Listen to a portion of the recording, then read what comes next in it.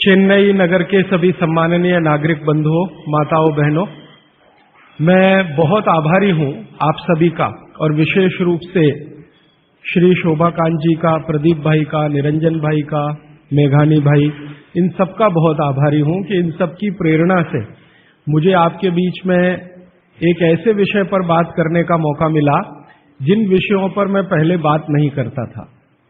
हमारी जो चिकित्सा और स्वास्थ्य का विषय है, इस पर बात करने की प्रेरणा मुझे पिछले 3-4 साल पहले हुई, जब मैंने भारत सरकार को एक पत्र लिखा था। मैंने भारत देश की सरकार के स्वास्थ्य मंत्री को एक पत्र लिखा था, ये जानने के लिए कि हमारे देश के लोगों की स्वास्थ्य की स्थिति क्या है। हमारे देश की सरकार हर 10-10 साल में एक जनसंख्या की गणना कराती है, जिसको सेंसस कहते हैं हमारे देश में। तो जब सेंसस होता है तब उस समय ये भी गणना की जाती है कि कितने लोग बीमार हैं, किनको क्या क्या बीमारी है और कितने लोग स्वस्थ हैं, कितने संपूर्ण स्वस्थ हैं, कितने आधे स्वस्थ हैं। तो मैंने आज से लगभग 4 साल पहले एक पत्र लिखा था स्वास्थ्य मंत्री को और उसमें एक ही प्रश्न पूछा था कि भारत के लोगों की स्वास्थ्य की स्थिति क्या है। तो हमारे देश के मंत्री महोदय के सचिव ने, सेक्रेटरी ने उत्तर दिया कि देश के लोगों की स्वास्थ्य की जो स्थिति है उसके लिए हम आपको पूरा डाटा भेज रहे हैं, आप उसका अध्ययन करके खुद अंदाजा लगा लीजिए। तो सरकार ने जो मुझको डाटा भेजा वो 1-2 पन्ने का नहीं था, वो काफी 600-700 पन्ने का मोटा सा एक पुलिंदा था। उसमें जो सेंसस की रिपोर्ट थी वो पूरी उन्होंने लिखी थी। वो पढ़कर मुझे बहुत परेशानी हो गई। परेशानी क्या हो गई कि उसमें उन्होंने बताया कि लगभग 112 करोड़ लोग इस देश में रहते हैं और 112 करोड़ लोगों में स्वस्थ लोगों की संख्या गिनती की 25 से 30 करोड़ है। बस 25 से 30 करोड़ लोग ऐसे हैं इस देश में जिनको स्वस्थ कहा जा सकता है, जिनको किसी तरह का कोई रोग नहीं है, शारीरिक रूप से भी और मानसिक रूप से भी। बाकी जितने भी लोग हैं सभी को कुछ न कुछ तकलीफें हैं। जैसे भारत सरकार के विशेषज्ञों ने ये कहा कि 5 करोड़ लोग इस देश में हैं जिनको डायबिटीज है, मधुमेह है, खराब बीमारी है। दुनिया के ज्यादातर डॉक्टर कहते हैं कि ये जल्दी ठीक नहीं होने वाली बीमारी है और ये 5 करोड़ लोगों को हो गई है। और विशेषज्ञ ये कहते हैं उस रिपोर्ट में कि अगर यही गति और रफ्तार से डायबिटीज बढ़ती गई तो अगले 2014 तक लगभग 10 से 12 करोड़ लोगों को ये होगी। फिर उस रिपोर्ट में उन्होंने कहा है कि 12 से 13 करोड़ लोग ऐसे हैं जिनको लंग्स इन्फेक्शन की भिन्न भिन्न बीमारियां हैं, जैसे दमा है, अस्थमा है, सांस फूलती है, ब्रोंकियल अस्थमा है, ट्यूबरकुलोसिस है, ऐसे 12-13 करोड़ लोग। फिर वो विशेषज्ञों की रिपोर्ट कहती है कि भारत में लगभग 15-16 करोड़ लोग हैं जिनको घुटनों का दर्द, कमर का दर्द, कंधे का दर्द, हड्डियों का दर्द, जिसको आप संधिवात कहते हैं सरल भाषा में, ये हड्डियों के, जोड़ों के दर्द की बीमारियां हैं। फिर उसी रिपोर्ट में बताया गया है कि 9 से 10 करोड़ लोग हैं जिनको पेट का कुछ न कुछ तकलीफ है, जिनको पित्त की बीमारियों के द्वारा हम लोग अक्सर परिभाषित करते हैं। गैस बनना, एसिडिटी होना, अल्सर होना, पेप्टिक अल्सर होना, हाइपर एसिडिटी होना, वगैरह वगैरह।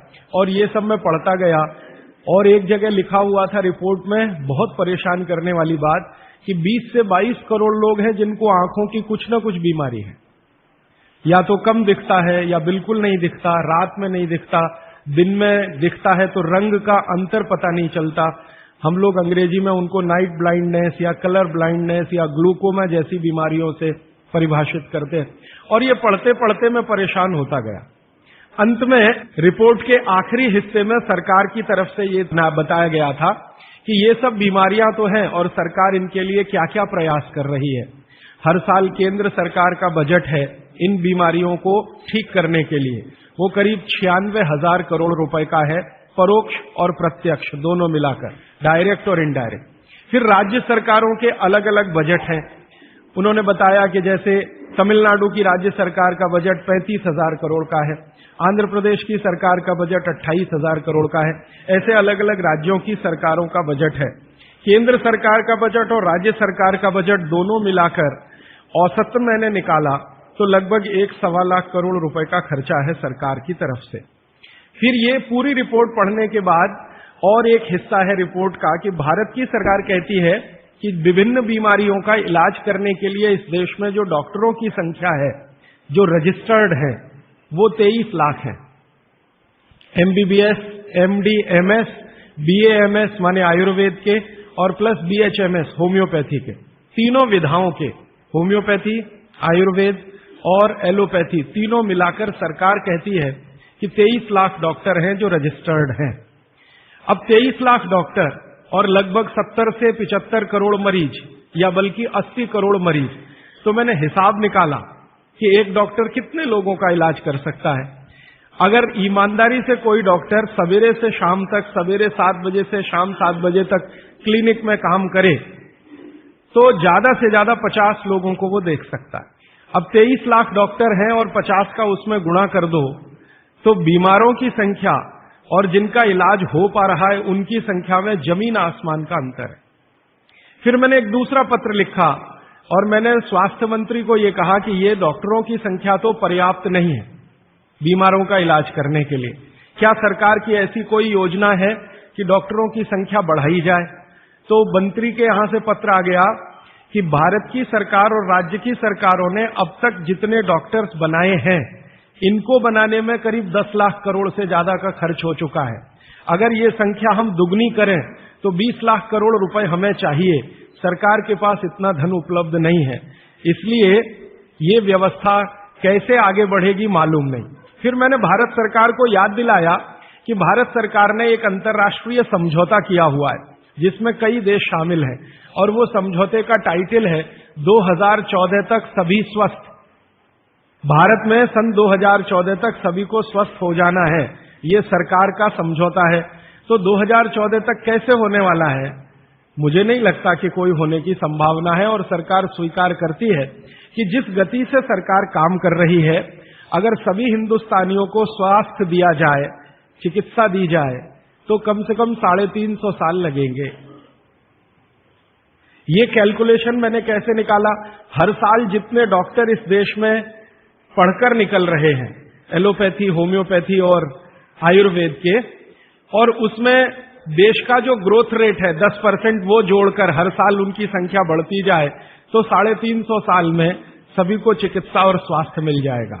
अब पता नहीं 350 साल में कितने जीवित बचेंगे और कितने यहां से चले जाएंगे। अब मेरी एक जो दुख की बात है मन की, वो ये कि 350 साल में जनसंख्या अगर जो बढ़ रही है उसको जोड़ दिया इसमें, तो किसी को भी स्वास्थ्य कभी भी उपलब्ध नहीं हो सकेगा। जब ये जानकारी मुझे आई तो मैं बहुत परेशान हुआ और मैंने सोचा कि ये तो बड़ी गंभीर स्थिति है। फिलहाल पिछले कुछ वर्षों से मैं स्वामी रामदेव जी के साथ जुड़ा हूं। उनसे जब मैंने इन सब विषयों पर चर्चा की तो वो भी कहते हैं कि बात तो बहुत गंभीर है, सबको स्वास्थ्य मिलना सरकार के बूते का और सरकार के दम पर और चिकित्सा जो चल रही है इस देश में उसके दम पर तो संभव नहीं है, कोई और रास्ता ढूंढना पड़ेगा। अब दूसरा रास्ता ढूंढने के लिए मैंने भारत देश के कई बड़े चिकित्सकों से बात करना शुरू किया, ऐसे वैद्यों से बात करना शुरू किया जो आयुर्वेद के बड़े पंडित माने जाते हैं इस देश में। विशेष रूप से एक वैद्य हैं हार्डीकर, पूना में रहते हैं और उनका भारत में बहुत बड़ा ऊंचा स्थान है। आजकल हिंदुस्तान के आयुर्वेद चिकित्सा के जो विशेषज्ञ हैं वो उनको आधुनिक चरक कहते हैं, इतनी ऊंची स्थिति है उनकी। हार्डीकर जी की उम्र उनकी लगभग 85 वर्ष हो चुकी है। मैंने हार्डीकर जी से कहा कि भारत की चिकित्सा की जो स्थिति है वो ये है, सरकार कहती है, आप क्या मानते हैं? तो उन्होंने कहा कि भारत में किसी को भी सरकार के भरोसे चिकित्सा कभी नहीं मिल सकती। अगर कोई व्यक्ति चाहे तो अपनी चिकित्सा स्वयं करे तभी रास्ता खुलेगा और कोई रास्ता नहीं। हार्डीकर जी ने एक दिन मुझे कहा कि तुम जानते हो 200 साल पहले हिंदुस्तान में लोग बीमार नहीं थे इतने। तो मैंने कहा आप कैसे कहते हैं? उन्होंने कहा स्टेटिस्टिक्स देख लो, आंकड़े देख लो। तो 200 साल पहले के भारत के लोगों के चिकित्सा और स्वास्थ्य के आंकड़े मैंने इकट्ठे किए जो अंग्रेजों की सरकार के द्वारा तैयार किए गए थे, क्योंकि उस समय भारत में अंग्रेजों की सरकार चलती थी। तो मुझे हैरानी हुई कि आज जितने बीमार हैं और उस समय जितने बीमार थे, आज जितनी जनसंख्या है और 200 साल पहले जितनी जनसंख्या है, वो सब बातों को ध्यान में रखते हुए मैं अगर आपको सरल भाषा में कहूं कि अगर आज 100% लोग बीमार हैं तो 200 साल पहले मुश्किल से 8 या 10% लोग ही बीमार थे। अब वो 8 से 10% लोगों की चिकित्सा के लिए अंग्रेजों ने एलोपैथी व्यवस्था यहां शुरू की थी, जो शायद पर्याप्त रही होगी क्योंकि बीमारों की संख्या बहुत कम थी। आज बीमारों की संख्या हमारी कुल संख्या की 70 से 80% हो गई है और ये चिकित्सा लगभग फेल हो गई है। पिछले 60 वर्षों में आजादी के बाद आप सब जानते हैं, सरकार भी मानती है इस बात को कि जितना विकास हुआ है एलोपैथी चिकित्सा का, जितने डॉक्टर बढ़े हैं, जितनी दवाएं बढ़ी हैं, जितने हॉस्पिटल्स बढ़े हैं, जितनी सुविधाएं बढ़ी हैं, उतनी बीमारियां कई गुना गति से बढ़ गई। अब न हॉस्पिटल पर्याप्त हैं न डॉक्टर पर्याप्त हैं। आप अक्सर आए दिन अखबारों में समाचार पढ़ते होंगे, टीवी पर देखते होंगे कि लोगों को बिना इलाज के मर जाना पड़ता है, बिना दवा के मर जाना पड़ता है, हॉस्पिटल के बाहर बेचारे पड़े रहते हैं और डॉक्टर कहते हैं कि उनके ऊपर काम का इतना बोझा है कि वो सभी पेशेंट को अटेंड नहीं कर सकते। ये दोनों तरफ की बातें समझने के बाद मुझे वैद्य हार्डीकर जी की बात समझ में आई कि सब लोग अपनी चिकित्सा करने लगे हैं तो रास्ता खुलता है सभी के स्वस्थ होने का। तो मैंने एक दिन हार्डीकर जी को पूछा कि क्या यह संभव है कि हर आदमी अपनी चिकित्सा खुद कर ले, तो डॉक्टर की क्या जरूरत है? तो उन्होंने कहा है कि डॉक्टर क्या करता है, डॉक्टर क्या करता है, आपसे कुछ बातें पूछेगा, आपको भूख लगती है कि नहीं, प्यास लगती है कि नहीं, नींद आती है कि नहीं, खाना अच्छा लग रहा है कि नहीं, वगैरह वगैरह, और ये सब आप उसको बताएंगे। ये सब बताने के बाद वो अपना कंक्लूजन आपको बताएगा कि आपको फलाना रोग हुआ है या आपको ऐसी तकलीफ हुई है। मतलब क्या है, डॉक्टर ने जो कुछ बताया आपके कहने पर, वो कोई भगवान तो नहीं है, ऐसा डॉक्टर तो कहीं नहीं है कि जो आप कुछ भी ना कहो और बता दे कि आपको ऐसा है। शायद 250-300 साल पहले रहे होंगे ऐसे कुछ चिकित्सक जो नाड़ी देखते ही बात करते थे कि आपने 10 दिन पहले ये खाया। हार्डीकर जी ने मुझे बताया कि ऐसे वैद्य रहे हैं इस देश में जो 1 मिनट आपकी नाड़ी पकड़ लें तो बता देंगे कि कल क्या खाया, 2 दिन पहले क्या खाया, 4 दिन पहले क्या खाया, 10 दिन पहले क्या खाया। अब ऐसे लोगों की कमी बहुत है इस देश में, संख्या भी कम है। तो हार्डीकर जी ने मुझे कहा कि आप जो बताते हैं डॉक्टर उस पर से अपना तय करता है, लेकिन उसमें भी वो पक्का नहीं होता। एलोपैथी चिकित्सा में तो सिद्धांत ही है trial and error, trial and error, trial and error, माने कोशिश करो और गलतियां करो, कोशिश करो और गलतियां करो, कोशिश करो, माने तीर चलाओ, लगे तो ठीक, नहीं तो तुक्का। ये बात हार्डीकर जी के मुंह से सुनी तो मुझे लगा कि वो आयुर्वेद चिकित्सक हैं, शायद इसलिए ऐसा बोलते होंगे। फिर मैंने ये बात कंफर्म करने के लिए एलोपैथी के कई बड़े डॉक्टरों से बात की, बहुत बड़े बड़े डॉक्टरों से बात की, दिल्ली में, मुंबई में। वो कहते हैं कि देखो बात तो सही है लेकिन हम इसको जाहिर में नहीं कह सकते, माने आप जैसे लोगों के सामने नहीं कह सकते कि हम सब ट्रायल एंड एरर पे काम करते हैं, हम सब तीर चलाते हैं, लग जाए तो ठीक है नहीं तो तुक्का है। माने आपका जो इलाज किया जाता है वो एक कुछ एजम्पशंस के आधार पर है, कंफर्म कुछ भी नहीं है उसमें।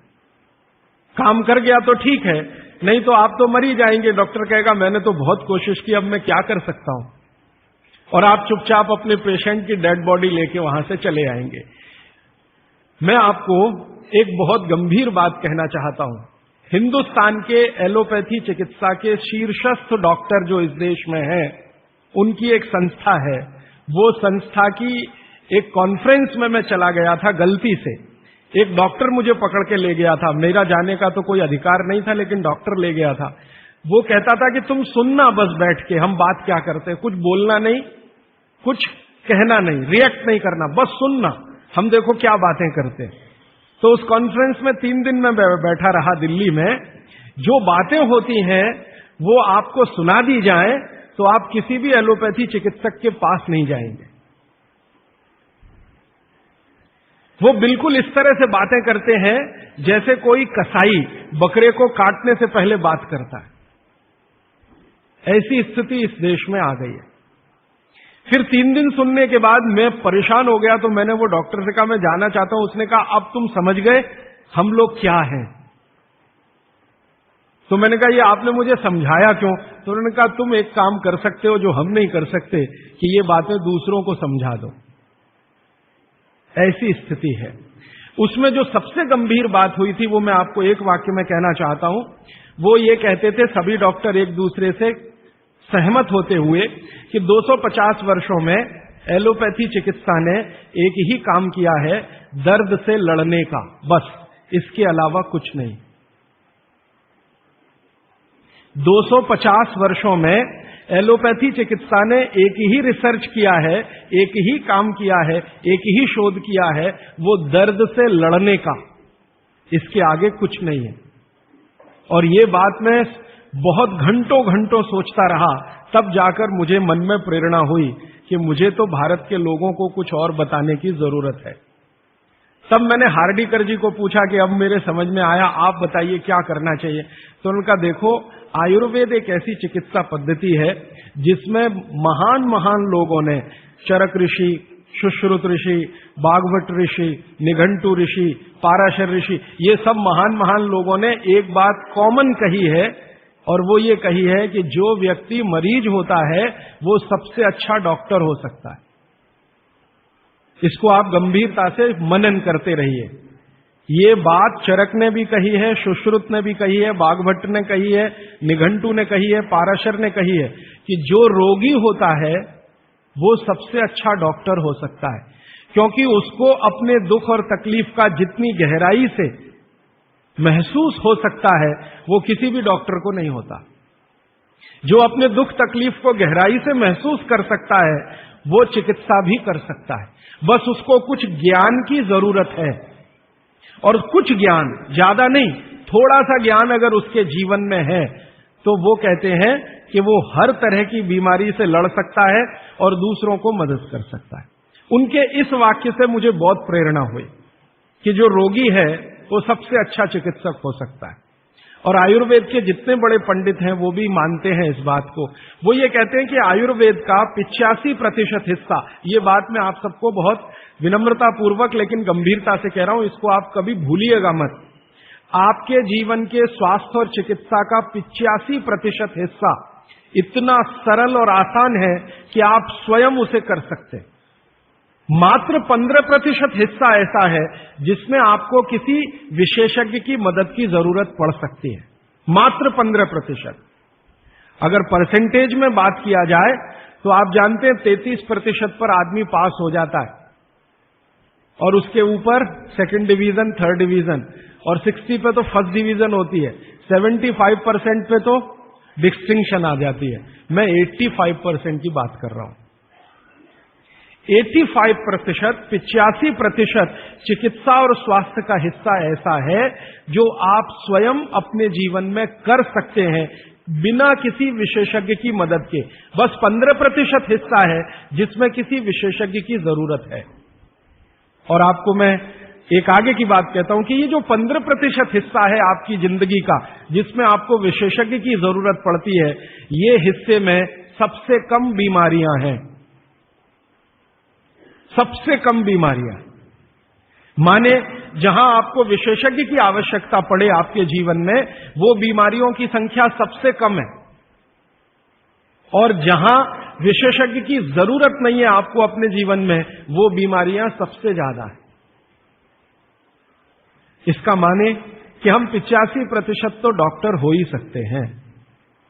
कंक्लूजन इस बात का ये है। अब आप अगर 85% से और बेहतर डॉक्टर होना चाहते हैं तो बागवट ऋषि कहते हैं कि अपने शरीर को थोड़ा जान लीजिए, बस। और वो दूसरी महत्व की बात कहते हैं कि अपने भोजन को पहचान लीजिए। शरीर को जान लीजिए, भोजन को पहचान लीजिए, तो वो कहते हैं आप 100% डॉक्टर हो सकते हैं। शरीर को जान लीजिए मतलब थोड़ा फिजियोलॉजी, थोड़ा एनाटॉमी, आज की भाषा में मैं कहूं थोड़ा शरीर विज्ञान आपको मालूम हो। और ये बहुत आसान है आजकल, कोई मुश्किल काम नहीं है। भारत सरकार ने विभिन्न तरह की छोटी छोटी पुस्तकें छपा रखी हैं जो बच्चों को पढ़ाई जाती हैं। एनसीईआरटी के सिलेबस में अब तो ये आ गया है। वो किताबें बाजार में उपलब्ध हैं, आप खरीद लाइए और आपको थोड़ा फिजियोलॉजी तो समझ में आ ही जाएगा, थोड़ा बहुत एनाटॉमी समझ में आ जाएगा।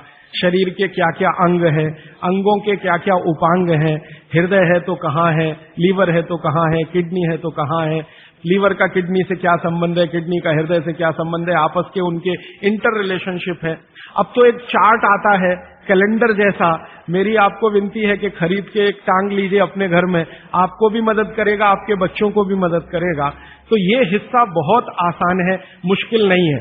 बस इसमें जो मुश्किल हिस्सा है वो ये कि शरीर के अंगों के और उपांगों के जो नाम हैं वो जो भाषा में दिए गए हैं वो आपको थोड़ा कम समझती है, तो आप आयुर्वेद वाला ले लीजिए, वो आसानी से समझ में आएगा, उनके आपस के संबंध वगैरह वगैरह। मैं इस विषय पर ज्यादा नहीं जाना चाहता क्योंकि ये उपलब्ध है आपके सामने, और इसमें ज्यादा बात करूंगा तो समय खर्च होगा। आपको सिर्फ संकेत कर रहा हूं कि आज आप चाहे तो आज, नहीं तो एक दो दिन में कुछ ऐसी पुस्तकें फिजियोलॉजी एनाटॉमी की खरीद लें, नहीं तो एक कैलेंडर चार्ट आता है वो ले लें, 2-3 कैलेंडर के चार्ट आते हैं वो ले लें। अभी सरकार ने एक 12 कैलेंडर का चार्ट निकाला है, बहुत ही सरल भाषा में है, बहुत आसान है, उसको घर में टांग कर पलटते रहें, देखते रहें। ज्यादा से ज्यादा 8-10 दिन आप देखेंगे, आपको समझ में आ जाएगा लीवर क्या है, हृदय क्या है, किडनी क्या है, आपस के इनके फंक्शंस क्या है। ये बात भागवत जी कहते हैं कि थोड़ा शरीर को जान लो और भोजन को पहचान लो। अब उसमें आगे उन्होंने एक सूत्र लिखा है संस्कृत में कि शरीर को जानना अगर है तो ठीक है, इसको जरा और समझिएगा, शरीर को जानना है तो ठीक है, लेकिन भोजन को पहचानना सबसे ज्यादा जरूरी। माने उनका कहना यह है कि शरीर को जान लें तो ठीक है, नहीं जाने तो भी भोजन को तो पहचान लें। और भागवत जी ने पूरी विनम्रता से, पूरी गंभीरता से एक बात लिखी है कि जिसने भोजन को पहचान लिया उसको जिंदगी में कभी भी किसी चिकित्सक की जरूरत तो नहीं पड़ेगी। अब भोजन को पहचान लिया माने रसोई घर को पहचान लिया, सीधी सी बात है। और भागवत जी कहते हैं कि जीवन की सबसे बड़ी खोज अगर कोई है तो वो रसोई घर है। और वो कहते हैं कि सबसे बड़ा विज्ञान अगर कोई है तो ये रसोई घर का विज्ञान है, जिसको भोजन विज्ञान कहें या पाक शास्त्र कला कहें, जो भी बात आप कहना चाहें। वो ये कहते हैं कि इससे बड़ी खोज पूरी दुनिया में हुई नहीं और अगले हजारों साल होगी नहीं। इतनी गहरी बात वो कहकर चले गए यहां से। वो कहते हैं कि पिछले हजारों साल में हुई नहीं भोजन से ज्यादा रिसर्च, और अगले हजारों साल में होगी नहीं। और मैं अपने अनुभव से और आप खुद अपने अनुभव से ये बात कह सकते हैं कि दुनिया में भोजन और रसोई पर सबसे ज्यादा रिसर्च अगर कहीं हुई तो भारत में हुई, और अगले हजारों साल भी होगी तो भारत में ही होगी। क्यों? दूसरे देशों में भोजन ही नहीं है, रिसर्च क्या करेंगे? हो भोजन तब तो रिसर्च करें। आप में से बहुत सारे लोग यूरोप गए होंगे, अमेरिका गए होंगे, आप देखिए भोजन क्या है उनके पास, ले दे के एक पाव रोटी और डबल रोटी। अब वो आलू से खा लो या प्याज से खा लो, प्याज से खा लो कि आलू से खा लो, उसको बीच में काट के प्याज भर लो या प्याज बगल में रख के खा लो, उसको पिज़्ज़ा कह दो, बर्गर कह दो, हॉट डॉग कह दो, कोल्ड डॉग कह दो, वो प्रिपरेशन तो एक ही है ना। और वो प्रिपरेशन है मैदे का, मैदे को सड़ाकर बनाया हुआ। इसके अलावा उनके पास कुछ है नहीं जिसको फूड स्टफ कहा जाए, माने सॉलिड भोजन, मुख्य भोजन कहा जाए, वो उनके पास एक ही है, पाव रोटी डबल रोटी। उसको वो मछली से भी खा सकते हैं, गाय के मांस से भी खा सकते हैं, बकरे के मांस से भी खा सकते हैं, या वगैरह वगैरह कहीं से कुछ भीख में मिल गया, दाल चावल वगैरह, तो उसके साथ खा सकते हैं, वो सब भीख में मिला हुआ है, उनके यहां कुछ होता है नहीं। मैं आपको एक छोटी सी जानकारी देना चाहता हूं। एक बार एक विदेशी व्यक्ति से मेरा झगड़ा हो गया, एक जर्मनी का व्यक्ति था, उससे झगड़ा हो गया। झगड़ा कुछ इस बात का था कि भारत महान है कि जर्मनी महान है।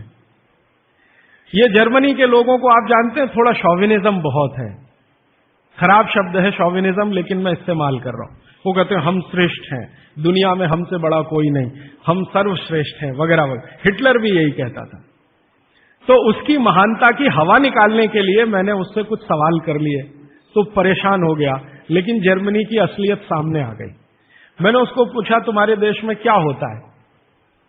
गन्ना होता है, गन्ना, शुगर केन? तो उसने कहा नहीं होता। आम होता है, आम? नहीं होता। केला होता है? नहीं होता। चीकू होता है? नहीं होता। संतरा होता है? नहीं होता। मौसम्मी होती है? नहीं होती। जब बहुत परेशान हो गया तो कहने लगा, देखिए मिस्टर राजीव दीक्षित, कोई भी मीठी चीज मेरे देश में नहीं होती। अब बात आगे करिए। कोई भी मीठी चीज मेरे देश में नहीं होती। एक वाक्य में उसने खत्म कर दिया। फिर मैंने कहा, अच्छा चलो, मीठी चीज नहीं, कड़वी चीज पूछते हैं। मेथी होती है? मेथी? मेथी तो मीठी नहीं है। तो मेथी होती है? उसने कहा नहीं होती। पालक होता है? नहीं होता। चुकंदर होता है? नहीं होता। फिर थोड़ी देर में परेशान हो गया, कहने लगा, हरे पत्ते की कोई चीज मेरे देश में नहीं होती। तो मैंने कहा, फिर होता क्या है? तो उसने कहा, दो ही चीजें हैं, एक तो आलू होता है और एक प्याज होती है। तो आलू को प्याज में मिला के खा लो या प्याज को आलू में मिला के खा लो, और कुछ नहीं होता। फिर मैंने उसको गिनाना शुरू किया कि देखो भारत में क्या क्या होता है, मीठी चीजों में क्या क्या होता है, खट्टी चीजों में क्या क्या होता है, तीखी चीजों में क्या क्या होता है, कसैली या कड़वी चीजें क्या क्या है। 6 रस है ना, षड रस की बात कही जाती है।